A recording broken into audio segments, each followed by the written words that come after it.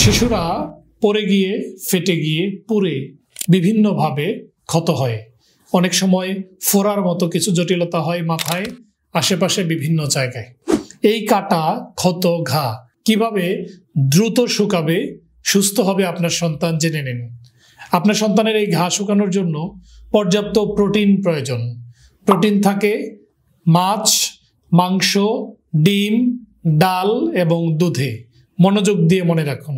এই প্রোটিনের পাশাপাশি প্রয়োজন পর্যাপ্ত ভিটামিন সি, যেটি থাকে লেবু, আমলকি, টক বিভিন্ন ধরনের ফলে।